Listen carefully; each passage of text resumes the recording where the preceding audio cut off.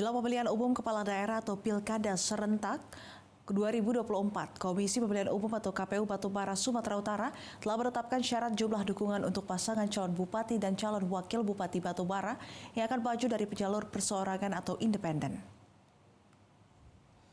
Komisioner KPU Batubara Burhan menjelaskan syarat jumlah dukungan untuk pasangan calon bupati dan calon wakil bupati Batubara jalur perseorangan pada Pilkada serentak tahun 2024 sebanyak 26.914 dukungan dan tersebar di 7 kecamatan dari 12 kecamatan yang ada di Batubara. Jumlah tersebut merupakan 8,5% dari jumlah daftar pemilu tetap di Batubara pada pemilu 2024. Sebagaimana diatur dalam Undang-Undang Nomor 10 Tahun 2016 tentang pemilihan gubernur dan wakil gubernur, bupati dan wakil bupati, serta pemilihan wali kota dan wakil wali kota.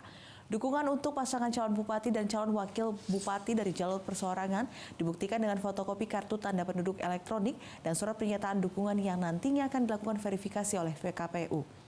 Berdasarkan peraturan KPU nomor 2 tahun 2024 tentang tahapan pilkada, pasangan calon bupati dan calon wakil bupati dari jalur perseorangan dapat menyerahkan syarat dukungan mulai 5 Mei 2024 hingga 19 Agustus 2024. Sedangkan pendaftaran pasangan calon akan dibuka pada 27 hingga 29 Agustus 2024.